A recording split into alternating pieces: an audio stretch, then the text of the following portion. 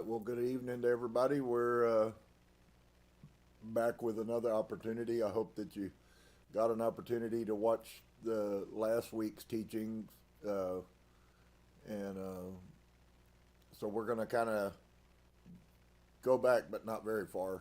And then to help set the stage to move forward, we're in section 7 of basically the first half of the book.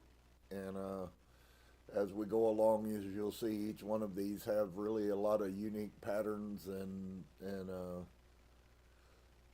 we find some today about King Herod and Pilate, and which is kind of cool. So we're going to jump in and try to get going and see if we can see what we can see. So, anyways, may the light in me see the light in you, and the light in you see the light in me. Namaste. All right, so we're at the finish of chapter 6. Some of these things are going to end up,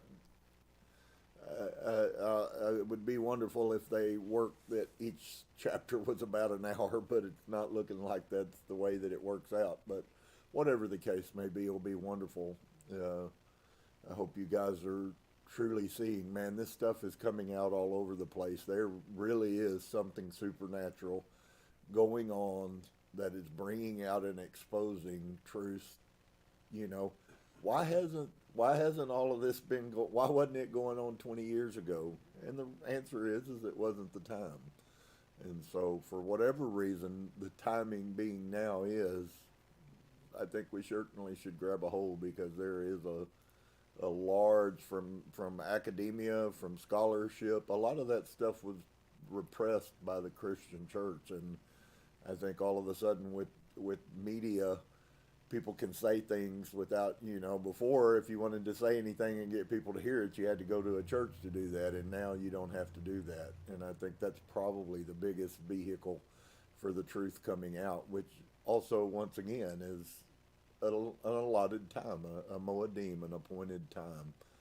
And so some of the things, I don't know if you have questions. I have questions about a lot of this stuff. How does it function? How is it, how does it affect us? And also, what does it reveal that we haven't ever seen before? So, I'm going to jump back just a bit. Dolores, I will try to do better also about distinguishing. I'm looking at this, so when Saudi's speaking, I know who's speaking, but it may not necessarily always be the case. And so if that's the case, then I will certainly try to be a little better at that, because I do think there's some really significant things. From what I've seen, there's some really significant stuff in front of us. Not that all of it hasn't been, because at very many levels it has been. But so Dolores writes, I was curious about the burial customs because it says in the Bible that Jesus was buried in the sepulcher. I asked about putting bodies in caves and whether he knew the word sepulcher. And so Saudi answers, this is done by others, yes. A sepulcher means a tomb. It is a large area that has perhaps been hollowed out and prepared. It is something that was brought over from the Egyptians. They believe that we must have many things to go with you on the journey. But the body will deteriorate, Dolores asked. If it was put into a sepulcher, a tomb, a cave, it wouldn't be covered by dirt or anything. And Saudi responds, some type of door is set, either a stone or something, therefore it is closed. But you don't put them in caves. And I don't know exactly how that works with the story of Abraham and Rebecca, but we'll carry on. And I mean his people, but he interpreted my question in his own way. It is very rare for any of us to entomb the bodies of others.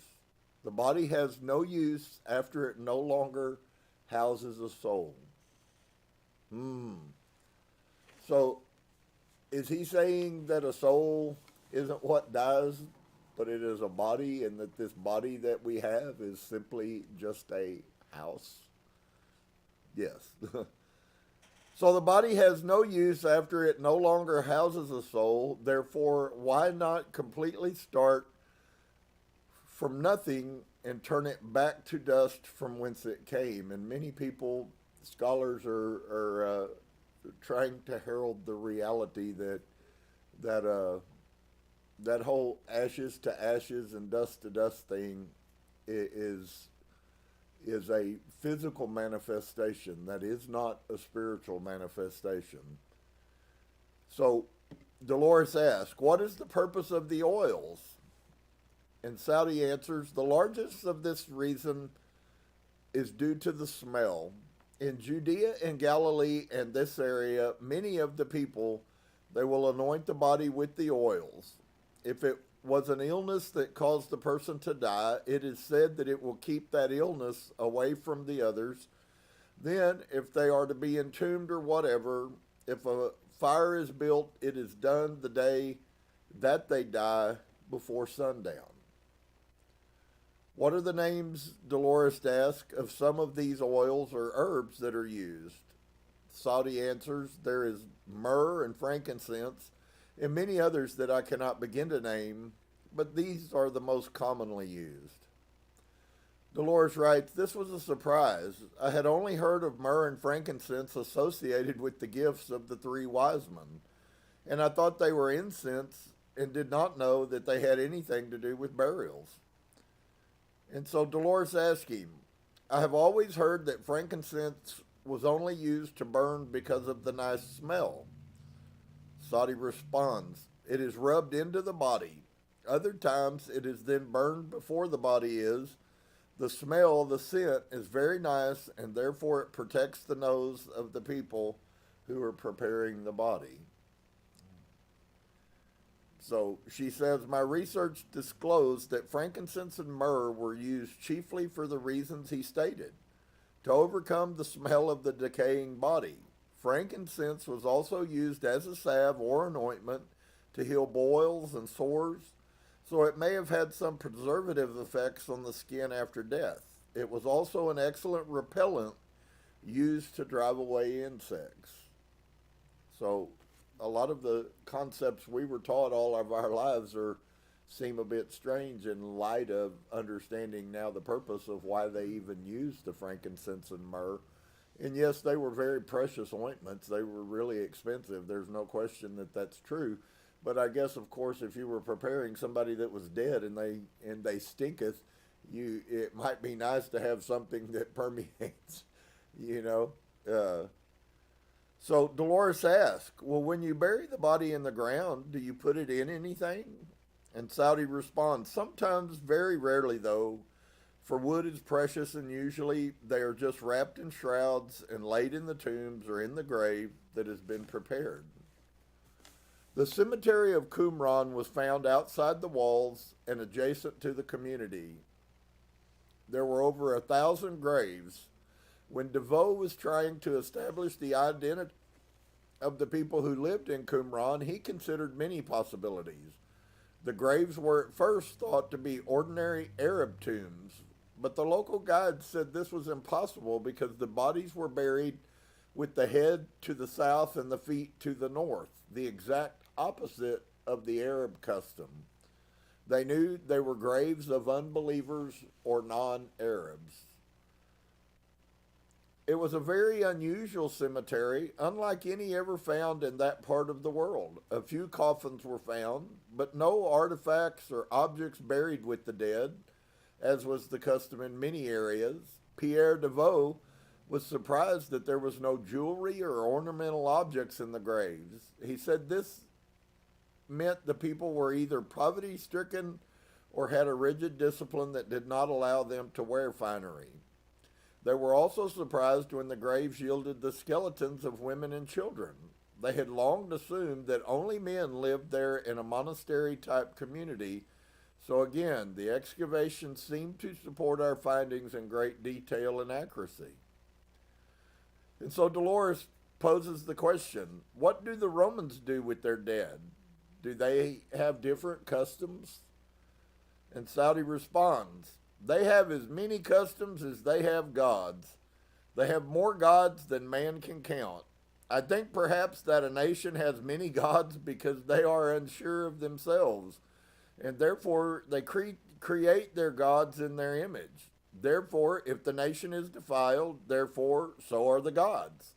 The Romans, as soon as a new god has occurred on the scene, it almost immediately becomes as debased as the rest of them. In each nation there are good men, but Rome tends to destroy the ones who speak the truth. Therefore, this is not good. Dolores asks the question, do you have a Roman who is a leader over your area? And Saudi responds, there is a man who calls himself emperor over us. Yes, he considers himself emperor of the world. Is there anyone who has control over your area? And Saudi responds, at present it is Herod Antipas who is our king. There is a Roman who is, what do I wish to say, governor of the area. Yes, Pontius Pilate. And when he says to hop, Herod hops. Then he is more important, Dolores asks. Saudi responds, he is the man with the soldiers, therefore he is more important, yes. So one thing that you've always been kind of programmed through Christianity, that somehow Pontius Pilate was this guy that was over here scared, folks. Pontius Pilate put way over 100,000 people on crosses. He was not scared to put another one on the cross. That's always been a contrived thing that somehow, oh, he's scared to death because of the story that was created. It's funny that it's coming out in some of my research that nobody, pre-Christianity, nobody was looking for a son of God. They all viewed the light workers as being all of us, and it applies absolutely where we are today. The truth of the matter is all humans are the sons of God. There's no specificness. Yeshua wasn't any more a son of God. He wasn't a God man any more than he was. What he did do is he lived in fulfillment of the prayer that I shared with you guys often, which really, if you read that incantation again now, hopefully you've learned enough to really see that it actually is a speaking. It is what you would call it. It is an affirmation. And if you take Yahweh's name out of it and just put source or put God in there, it reads exactly the same as what you actually can look and see is going on in our society now. So it's really a powerful incantation.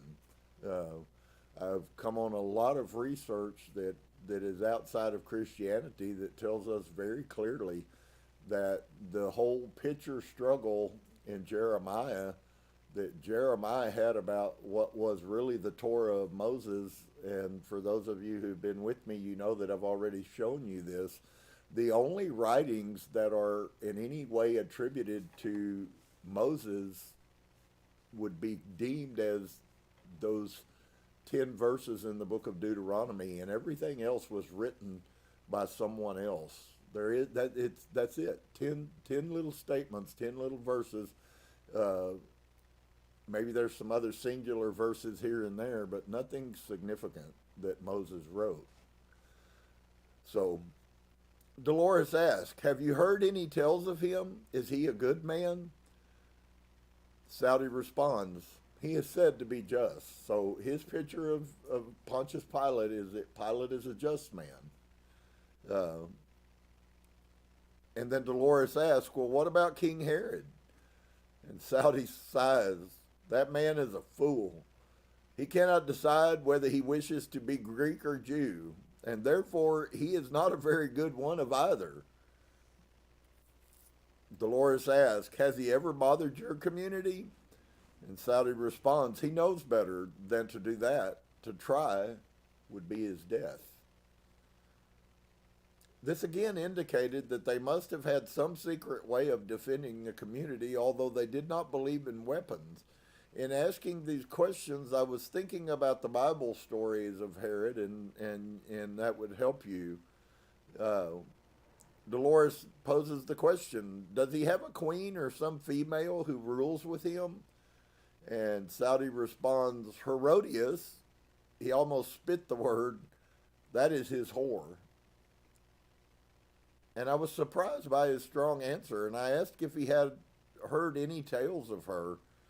And Saudi responds, he says, she has been married 3 times, and her first husband she killed to marry Philip, and then she left Philip to marry Antipas. And if y'all remember that, that was one of the reasons John the Baptist's head was cut off, because he was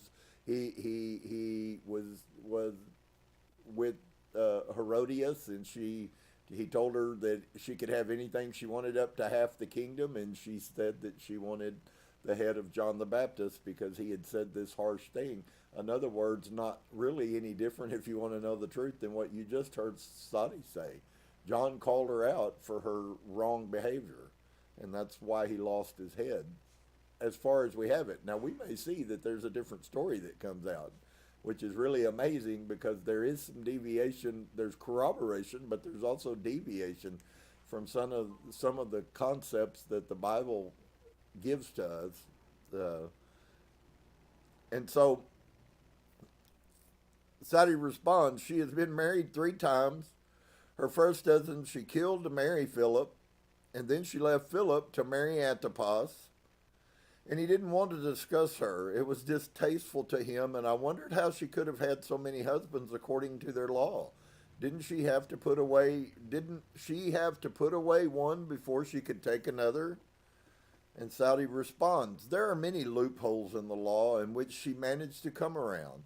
It is said that when she first moved with Philip, that her first husband was not dead. Therefore, she was able to set this aside, and now that her first husband is dead, she was able to bribe, kill, whatever, to be able to acquire Antipas as a husband. And it sounded complicated. It apparently was an illegal marriage, in other words. And so Saudi responds, the second one was not. Who knows about this one? She is to be the downfall of Antipas. It is her destiny. I do not know of which path that she will choose. I just know that she will cause Herod's downfall. And Dolores asks, when a person comes into a life, I wonder why they would choose to come in and do evil or do things to make it difficult for others. This is was really a telling concept here. I had to stop for quite a while when I was reading this, and I had to really think about it. Maybe some of you with these things, these foreign things from what you've always taught, you know, if it's not like the Bible tells us, then you know, how does that work? Where's the payday for the evil people? And you know, now we have talk of people who are saying karma's going away, so anybody who does wrong, then it's just like, do wrong, do whatever you want to do. And of course, I absolutely don't believe that that's the case. I believe that, just as we've learned in the Kabbalah on Saturday, that there is an equal and opposite response for everything, every action that we take. Maybe it doesn't manifest in the way that we thought it would. Maybe it doesn't manifest in the way that we think, that we feel like it should. But I still believe that there is a justness, and he kind of speaks to that here. So Saudi responds, it is not really a choice. It is, some people would, through outside pressures, perhaps the people that they live with or the community they live in are people who are not good. They would pressure them into doing things that inside the person knows are wrong. No one chooses to be bad. That's a really nice picture, that oftentimes good people do bad things. I think it fits with the concept, and I don't know about Hitler, to be honest with you. There's so much, you know, that evokes so much emotion in so many people. But you do have to ask yourself, when you see these pictures of these Germans who've killed millions of people, and then you see other pictures maybe of them and they just look like a normal person with children and a wife, and you just go, how could somebody who loves a wife and loves their children, how could they not see that humanity in somebody else? And I think this really kind of gives you a peace. If we're not really careful, even in the society we live today, we will do societally acceptable things that are horrible in the spirit realm. The exact opposite, and still be legal or accepted by a society. At that time, those German soldiers were accepted by the society of Germany. So, but I love that concept that no one chooses to be bad.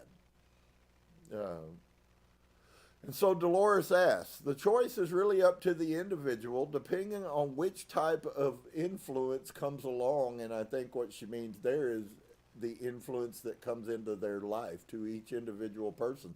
Maybe you've been in situations and you were influenced to do things that inside of you knew you shouldn't do, but you do them anyways because everybody keeps pressuring you or goading you or whatever the case may be.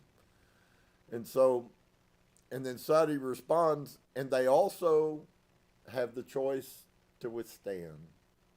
And I love that. I just kind of smiled because it takes us back to everything,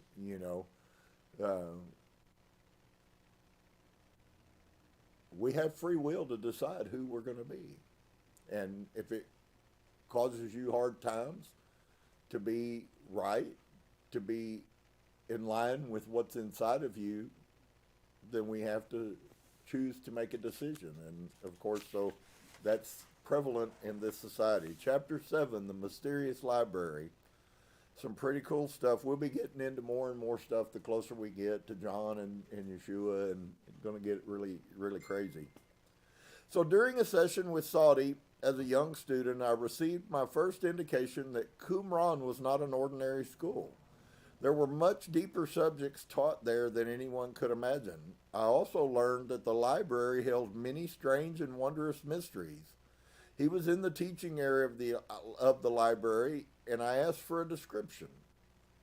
He says the buildings are together. They are not quite separate. They are all as one. The library is in the center building. It is very large. It has many windows and is very light. Light filters in from overhead. It comes from different openings. There are shelves on which the scrolls are placed. They are wrapped in skins and different things. Some are not even scrolls. Some are just things that have been printed on. Many skins placed together. There are many things here that we study. The most things that are here are the books that have all the knowledge, that they say as we know it. A man can spend all his years here and never finish all of the scrolls and the books and things. And so Dolores says, you said before that the library has 2 floors. What is on the other floor? And Saudi responds, the scrolls. The center of the building is open so that you may look down from the second and see the floor of the first. And it sounded as if an upper balcony encircled the room. This allowed the light to come down to the first floor. I wondered if there was any danger of falling. And Saudi responds, there are rails to protect you from this. If anyone was uncaring enough to try to walk off, the library, the central area is light, but back where there is storage of the scrolls and things, it is darker, so that it does not damage them. There are windows in the ceiling, and they are covered with skins that have been treated so that the light is allowed to pass, so that the dust and things are kept out, but the light comes through. In the area, this is Dolores again, in the area where they studied, they were specially made tables that were constructed to facilitate the studying of a scroll. From her notions and his descriptions, it seemed there were brackets mounted on the sides of the table, and the scroll would be placed parallel with the table and unrolled. I have always assumed a scroll was unrolled from side to side, not up and down. He indicated with his finger that he would read from right to left, and I assumed this meant that he would start reading from the bottom of the scroll. He disagreed and said that it depended upon the writing. Some things begin at the bottom and some at the top. And he said the scrolls were written in every known language.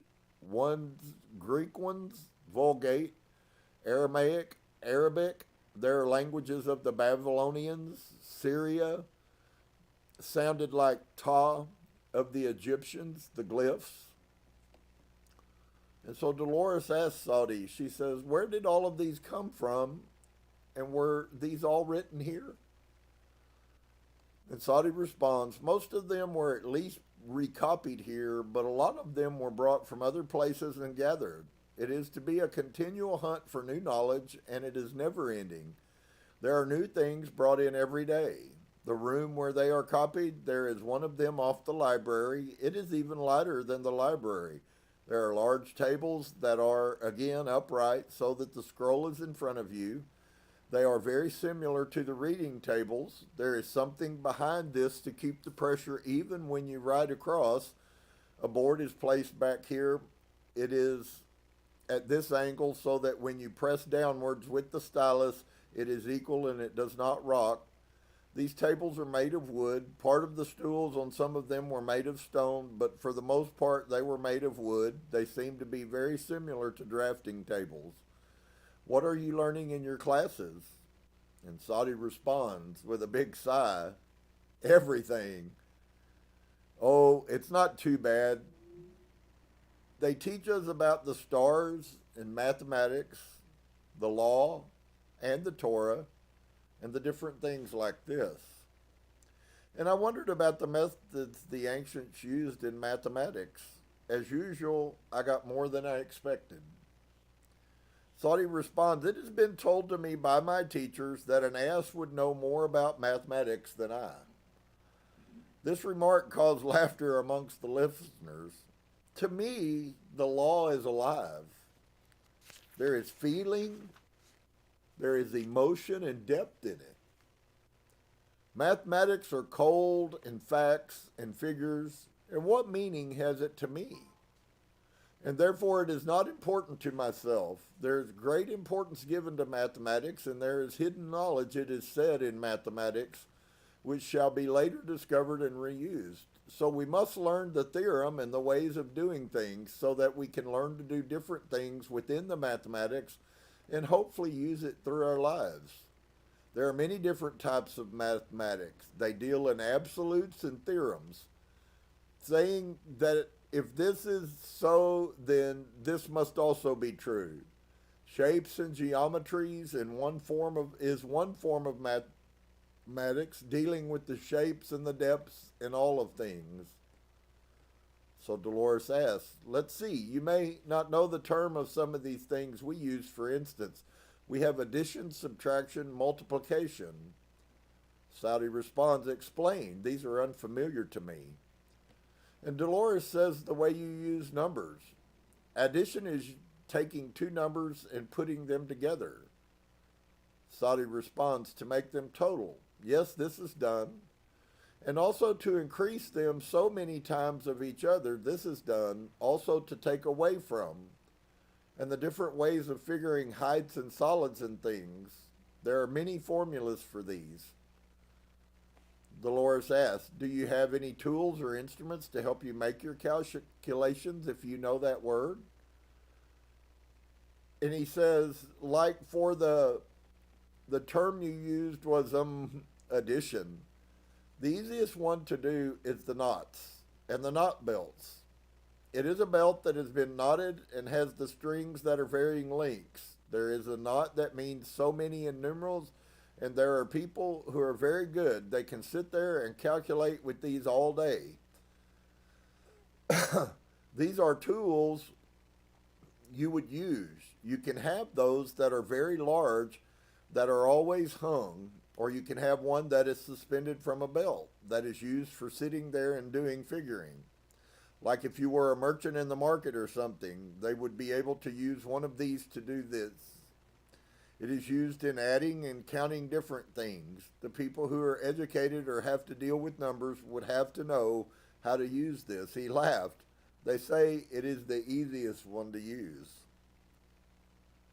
So Dolores says again, when I began to search through books for some verification of the things Saudi spoke of, I could find no mention of anything similar to this being used in that part of the world, but it sounds a great deal like the quipu that was used by the ancient Incas in Peru. The quipu was called a string computer and used for calculation in their society. It consisted of strings of various lengths ranging from 1 inch up to around 2 foot and was suspended from a holder.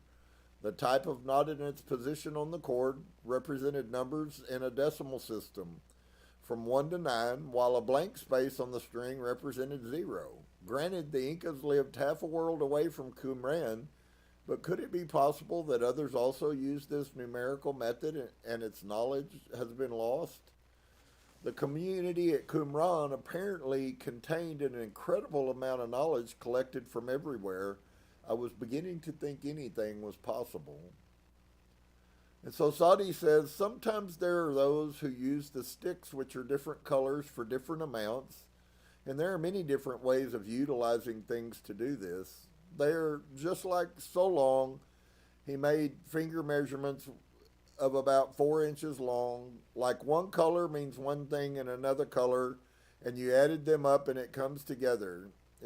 I'm not very good at this. I'm not familiar with the meanings of them, but there are blues and reds and yellows and orange and a black and white, different colors.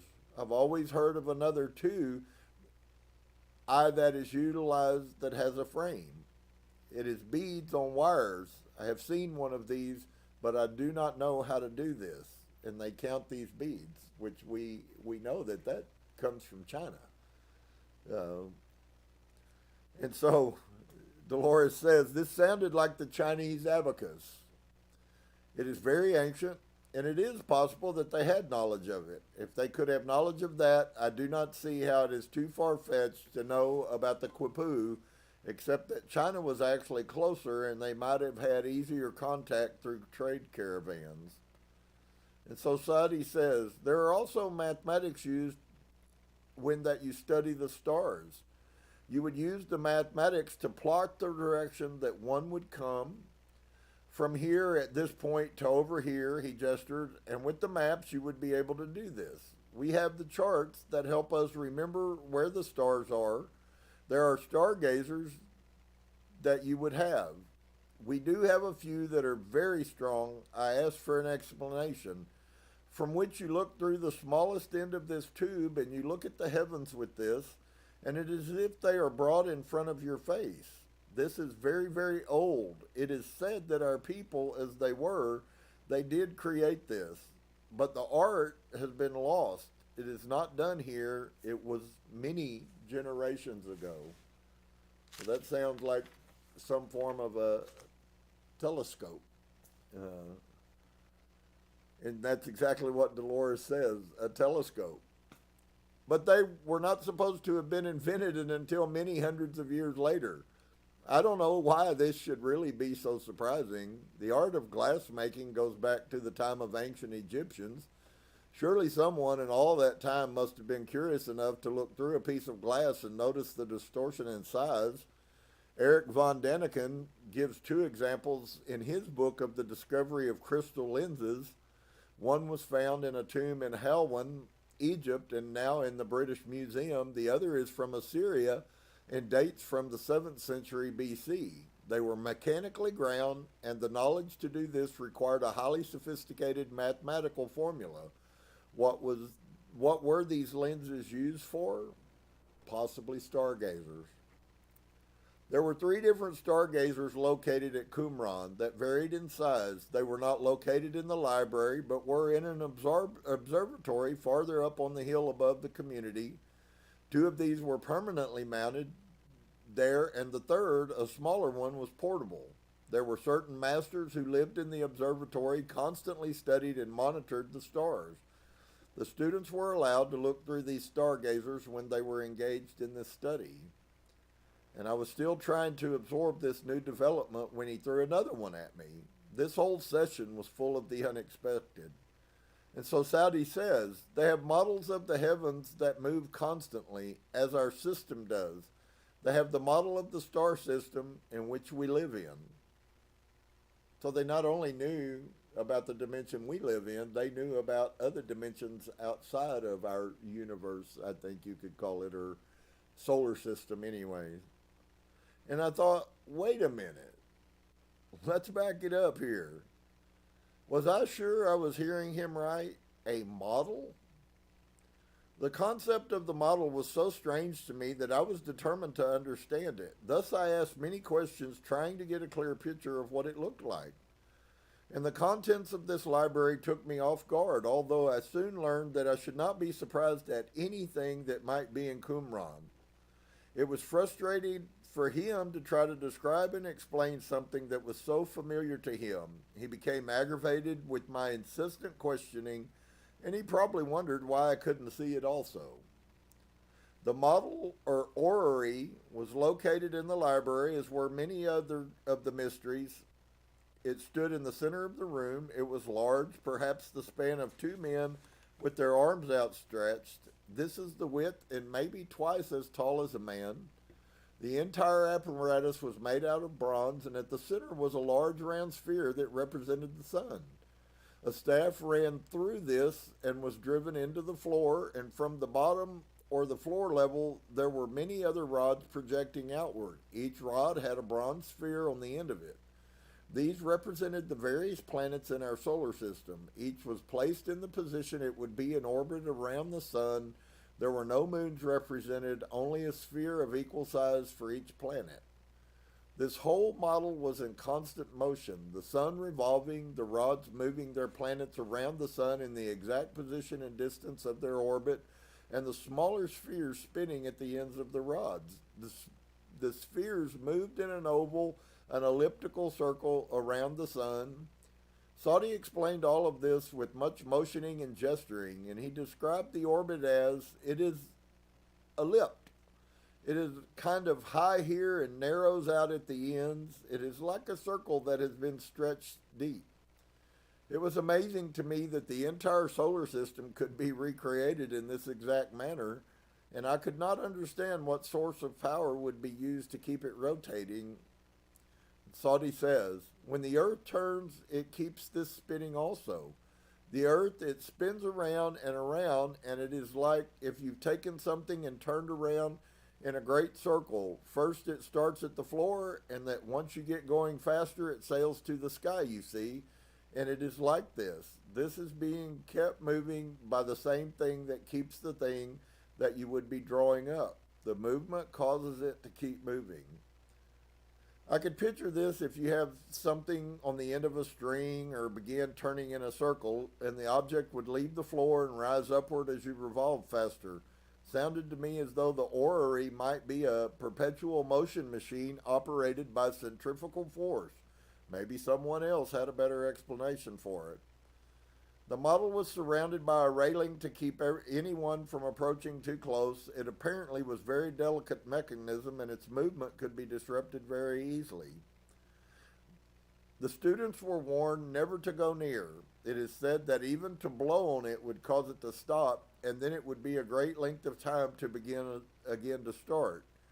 They were not allowed near it.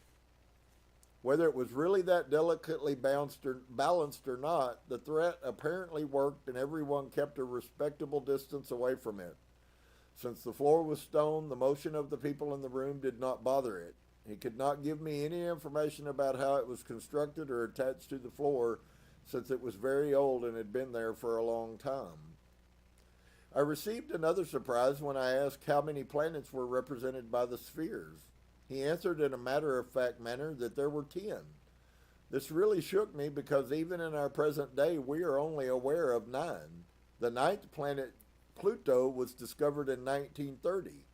There has been discussion amongst astronomers that there might be a 10th one out there because something seems to be influencing the orbit of the others.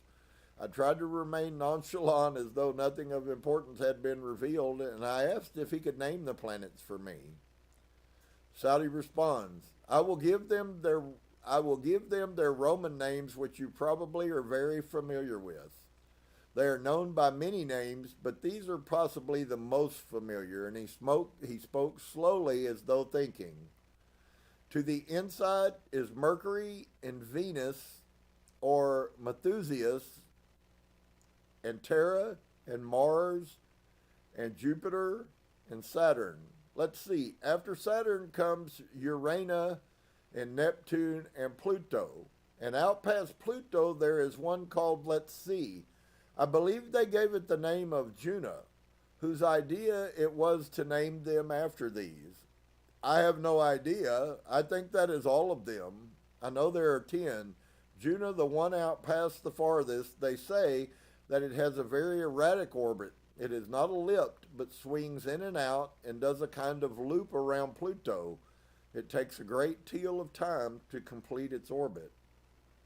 So you will have to admit that this is quite amazing. It took us all the way up until the 1930s, and this guy is standing here talking about something that they knew 2,500 years ago. I just have to tell you guys, man, there has been so much amazing, wonderful truth that has been hidden from us. I have no questions as to who it was that hid it or why they hid it. And it's becoming quite clear that all that has to do with religion is all that has to do with control of people. And the control, almost as much, but they're really tied together, is the control of knowledge. I think that we are where we are right now because they didn't want us to go any further. Kind of a sad story, you'd have to admit. If we could have had 2,500 years more knowledge, where might we be today? Maybe some of these problems that are huge would not really be so huge. Maybe they're really not as huge as we think they are now. So I just think that that's a huge blessing to hear him name all of those, and the Roman names are, for the most part, the very names we use today. And so he gestured with his hands to show something that went in and out amongst the others. Dolores asked him, do any of the planets look different? And Saudi says, on the model, they are all the same, but they really are larger and smaller. They are each individual to each other. Nothing is the same in the universe. His childish enthusiasm was bubbly in his desire to share his knowledge. Even two ants that you would look at and think, these are identical. There is something about the one that the other one does not have. There is nothing in the universe that is identical. How many times have we looked at wonder that there could be so many different fingerprints and none of them the exact same? Friends, the truth of the matter is Source didn't make anything the same because he doesn't want everything the same. And it's funny because it seems like societies tend to group things in things that are the same or are a perceived thing. And if we can't get everybody of the same color in one area, then we move to an ideal, instead of and so it is. We see it all over all over the world, how collective things are. And so Dolores asked, can you tell me, as we move out from the sun, approximately the relative size of each planet? Saudi responds, he may have been referring to a map or chart there.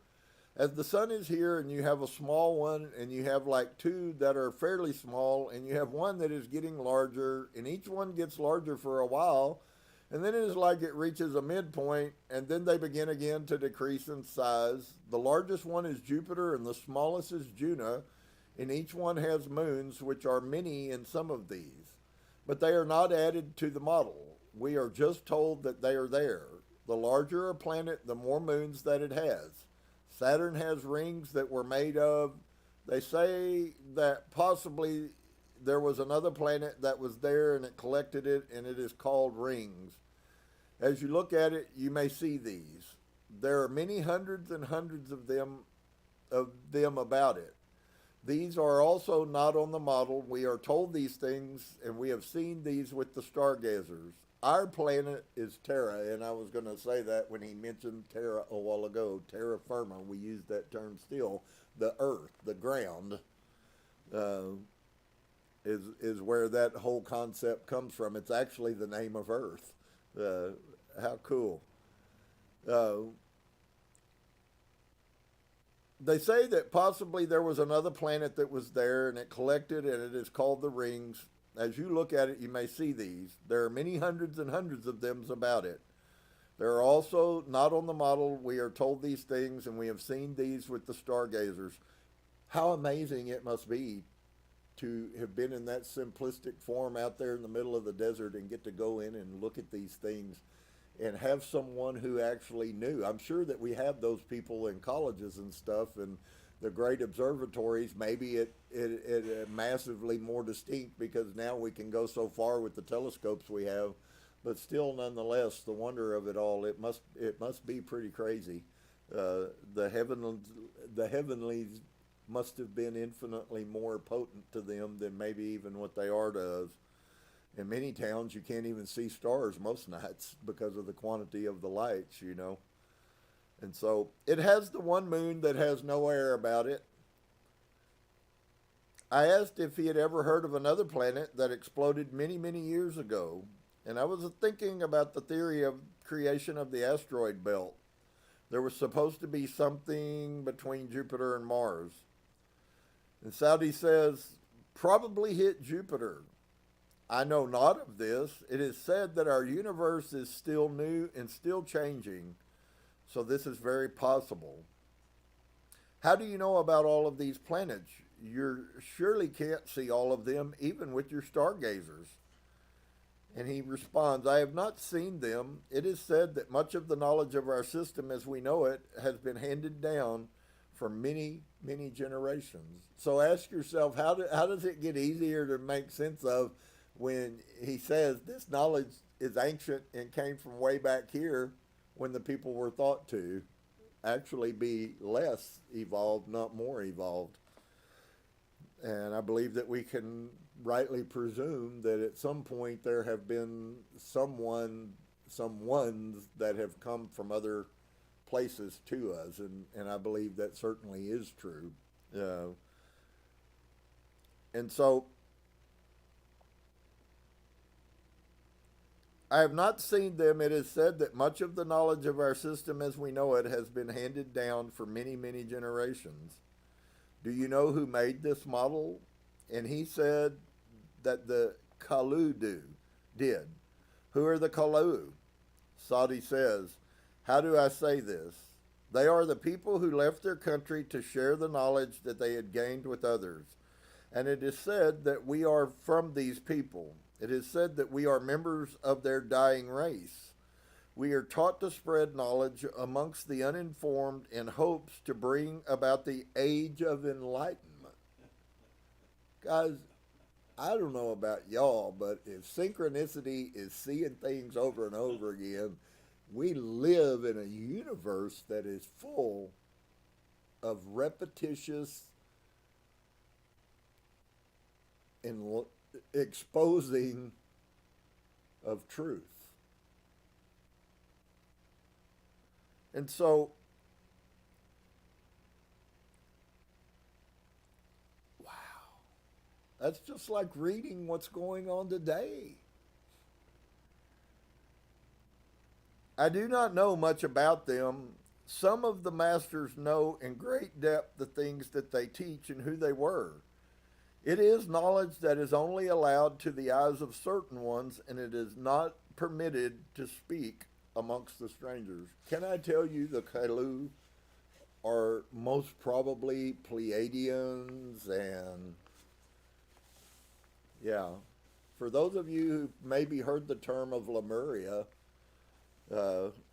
there's a lot of knowledge that has come out of that, even to the point we now have a really good idea about where Lemuria is. But it's not just that. I mean, there's so much out there that people have not been taught that knowledge is important. All you need to know is go to work, and that's all you need to know. believe in Jesus, that he's God. Sometimes it's just overwhelming what we don't know. And I have to tell you, my personal opinion is ignorance is certainly not bliss. Knowledge brings a heavy burden, but ignorance is still not bliss.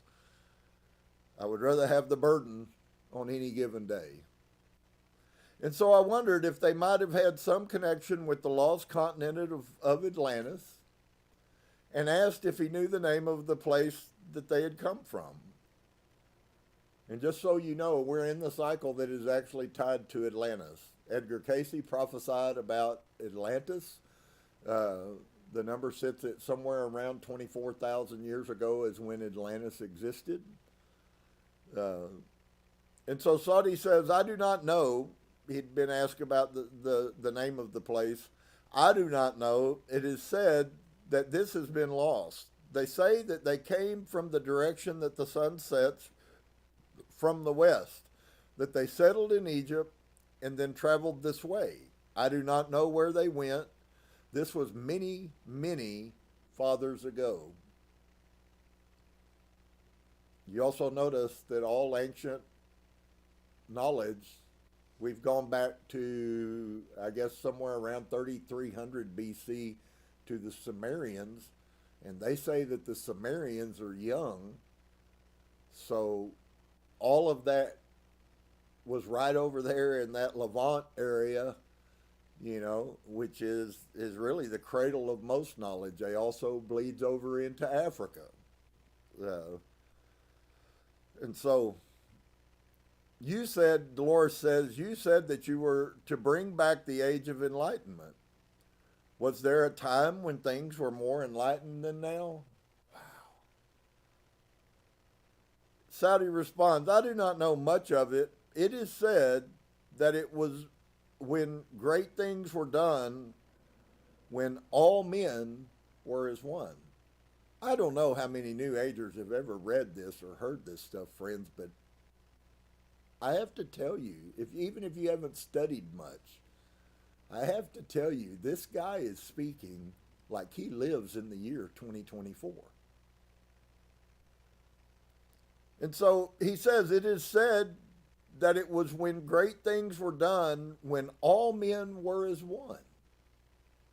All men have always been one. The only problem is that the knowledge of that oneness seems to come, and then the next force that comes in blots it out, and then it comes, and then the next force that takes over control blots it out, and then it comes.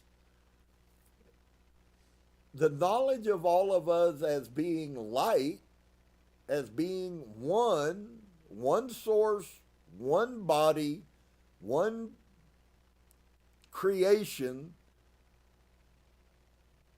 will never die. No matter how many times he allows this to go on, it will never cease. It will yet again, sources, I guess reality, if I could, that might not be the right word, but that's the one I choose. The reality of source never goes away. And no matter what man does, can they ever wash it away? It just keeps coming back up and coming back up. And so he says, you said that you were to bring back the age of enlightenment. Was there a time when things were more enlightened than now? I do not know much of it. It is said that it was when great things were done, when all men were as one. And we have just some of the things, such as the model. Our things that were protected and kept to show that these things were possible, that they were not just legends. It is said that the Kalu wander. That is part of their destiny. Some of them are said to have traveled in hopes of finding others of their people and are still traveling. And it is said that some of these have forgotten even from whence that they started. Others are like us here, descendants of some, and some others who were from here are trying to protect some of the knowledge that was.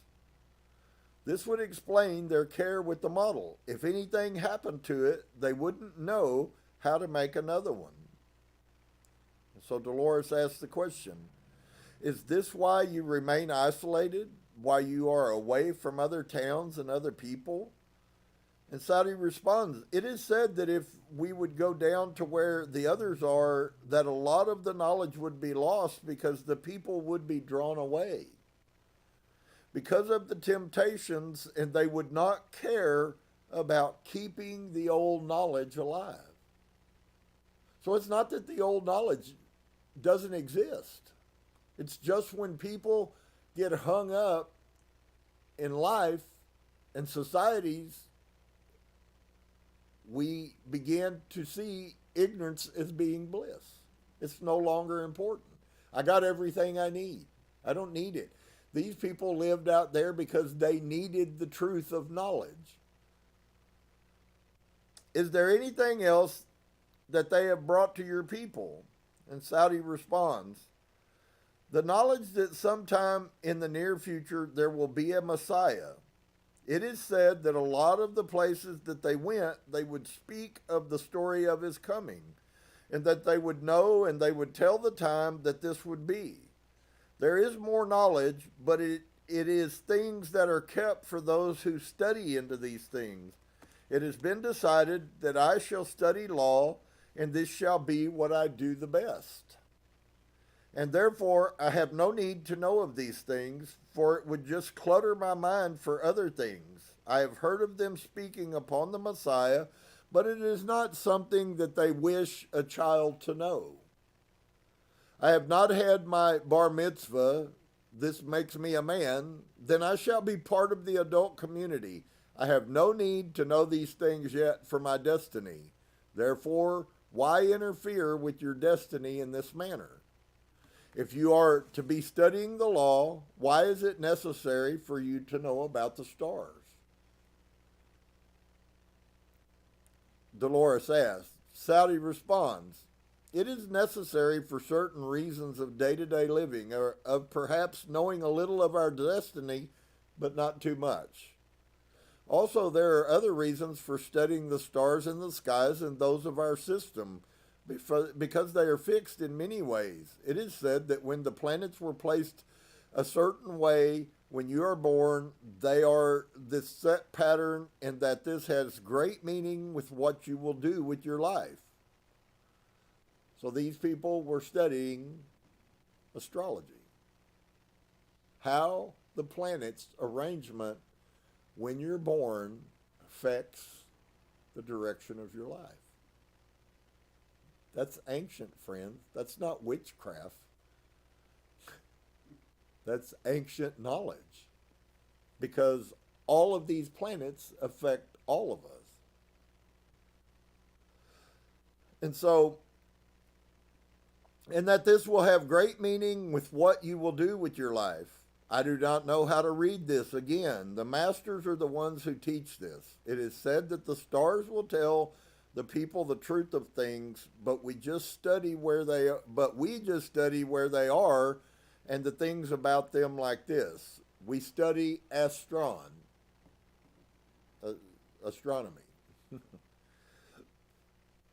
He did not use the complete word astronomy. In the dictionary, astron, used as a prefix, is Greek for star. He said the brightest star in their part of the world is called Gerada, which is a phonetic, and was located in the northern part of the sky. He said that some people thought the group of stars looked like people or animals up there. To him, it looked as if somebody just took a bucket of sand and just tossed. I wondered what else could possibly be in this fantastic library, and he said there were skeletons of various animals that had been preserved for study. I should have been prepared for surprises by now, but the next answer took me off guard again. Saudi's answer. There is much here. There is a great crystal that is, shaped with 4 sides that come to a point, and the 5th side on the bottom, a pyramid. It is an energy increaser. So for all of you who are wearing crystals around your neck or your wrist, the knowledge of which I speak about crystals is a long ways from being new. There is a reason why our federal government wants the largest deposit of quartz in existence on the earth that happens to be in North Carolina right now. There is a reason why they want those out of the ground so desperately, along with the lithium. Crystals are the power that drives everything. Everywhere where there are supernatural events, if you go to Skinwalker Ranch in Utah, if you go to the Frog Ranch, if you go to the Bradford Ranch, every one of those places are hot places of supernatural power, and every one of them are sitting on huge deposits of crystals. They're energy, friend. We're all energy, and because of energy, we are energy, and when we put energy producers near us, on us, around us, they affect us. And so he says the fifth side on the bottom, a pyramid, it is an energy increaser, if I shall use the right terms. When the energy is placed into this, the output is far greater than what was placed there. It is used in different things. I'm not very sure what. It also is protected. There is a wall that has been built around it, and the wall comes to about approximately here, about waist high. You can see it, but you cannot come near it. The crystals sit on a pedestal behind the wall. It is shielded in an area where there are curtains that may be drawn around it. And with hand motion, he showed it to be a large crystal about 2 feet square, but the color was uncertain. It changes. It is never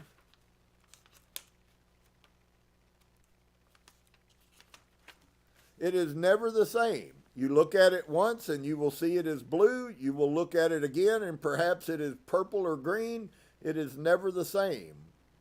He did not know where the crystal came from. It has been there for as long as I know. The wall was for protection. The crystal was so potent it would burn if it were touched. Only one person had the ability to come close to it. Makalava, the master of mysteries, he is able to channel it. And his students who are taught in these manners are. They focus their energy onto him, and he transfers it to this crystal, and it is used in many different ways that we do not understand or are allowed to understand. You mean the energy is stored from the students to the master and then into the crystal rather than the other way around? And Saudi responds, and then it goes out from the crystal for whatever use they would. They have the ability to channel it or direct it or focus it where they wish.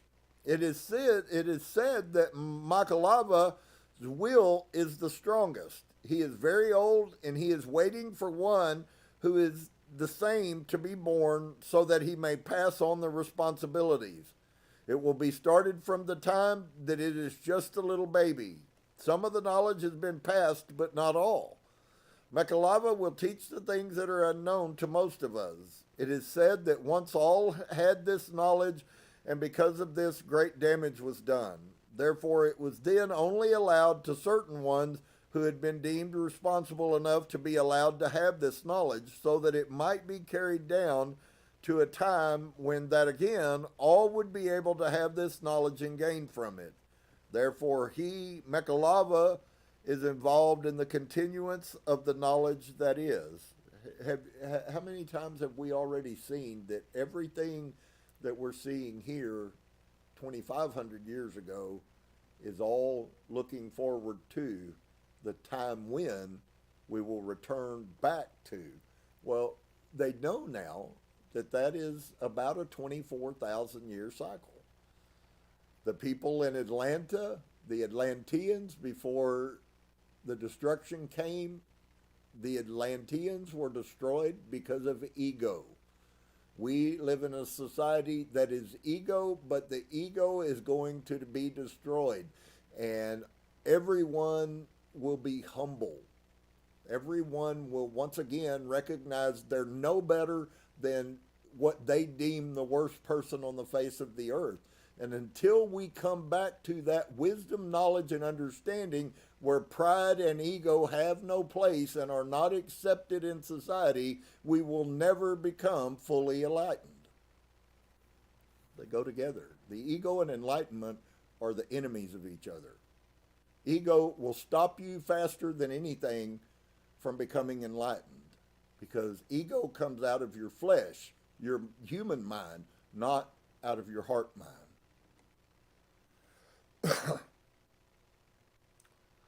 And so, looking forward to enlightenment, looking forward to a time when humans come back into possession of supernatural divine power. That's what all the channelings that are going on are doing, is reactivating in us the knowledge of the divine power that we are. You are light. And so the archaeologists found two queerly placed bases of columns in one of the buildings. They were set close together in the ground as if they had been stands for something. They had no explanation for them. Could I speculate that this could be the pedestal mentioned that the crystal sat upon? I attempted to find out about some of the mysteries that Saudi may have been taught. Saudi responds, I'm not allowed to speak of it because this is part of the responsibility. Unless the student has been verified, we are not allowed to speak. I tried to get around his objection by asking in what areas the mysteries were, for instance, the law or the history, and I thought we would be able to get information easily while talking to him at a young age, but even then the bond of secrecy was present. Saudi says, no, they are with other things. Part of it is the using of the mind. It is the source of great power. Once again, yet again, another corroboration of why you're hearing the key buzzword in the spirit realm of mindfulness, mindfulness, mindfulness. We have heard all of the key words that are functioning in our society today. We have heard him use every one of them. He steadfastly refused to reveal any more about the mystery, so I decided to change the subject. Maybe later I would be able to uncover more through my roundabout methods. So Dolores says to Saudi, you said that the crystal was the storehouse of energy. Can you tell me, are there any metals that you are aware of that also store energy? And Saudi responds, several. Gold, to an extent, copper. It depends on which vibration you would need. They would work for different things, like the higher level would be the silver or the gold, and the lower level would be the copper and the brass. The stones have the greater storing capability. So for all of us who listen to Christianity tell you that crystals were part of witchcraft, but the priest used crystals to summon powers, and now we find out that it was really a lot more so than the priest. It was actually who are the adepts, those who knew the hidden, mystical, secret knowledge. And so you said that the crystal was the storehouse of energy. Can you tell me, are there any metals? And of course, those do have power. We still use those. They use gold for connections. They use brass. They use copper for our electricity, energy to flow through. So, of course, and he nails them. He says, Dolores says, it seems that you have a lot of knowledge there that other people don't have. And Saudi responds, we must try to keep it alive and breathing so that it will not be forgotten. Wow. So think about, and of course, I don't know, next one's going to be interesting. Chapter 8, the title is The 12 Commandments. And just so that y'all know, we are told about the 10 system. I've listened to some stuff that tells us that very soon the 10 system is to be non-existent. It's not complete. That pi, instead of 3.14, a gazillion numbers behind it, pi should have actually been 4. And that there will be a returning to the 12 system. What's really weird is I just heard that a week ago, and now we end up here, and you hear a 12 system. I think you might be real surprised, friends, at how deceptive people have been to keep these hidden truths from us. If we ever rightly regain the knowledge and the power that we as humans, I'll give you an insight. This is what Yeshua meant when he said that if you continue to follow me, the things that I do and greater will you do, isn't because he was a God man and he could do miracles. It was because he knew who he was and the power that lives inside of him. And I can tell you why we will do greater things than he does, and I believe they're not going to be but just a few years in the front, and you're going to start seeing some things drastically shift. We are going through a massive shift right now, and it's spreading everywhere. But once this that we're looking at is no longer new, there will be tens of thousands of people who are now functioning. As I've shared with you, the Care Bear stare was absolutely quite correct. When people come together in one mind, in one accord, and they ask for the right things for the right reason, God says there is nothing that will be withheld from you. Is anybody alive today? I'm sorrowful. Christians are painted a picture that's not true, but it's not as far from the truth as what we might think it is. All of those things that Yeshua said, I believe it's very possible that we will see those things manifested. It won't look like what we thought it was going to look like in Christianity, but it will be what he was talking about. So, as we continue on this journey, please recognize that it's a difficult road to come from where we've been to where maybe Source always intended for us to be. And it does come with peril. It does come with work. But the outworking of it is going to be more than we can ever imagine. So, peace to each and every one of you. I hope that you will ponder. I hope that you will continue to work positive affirmations about yourself. Begin to speak yourself into existence.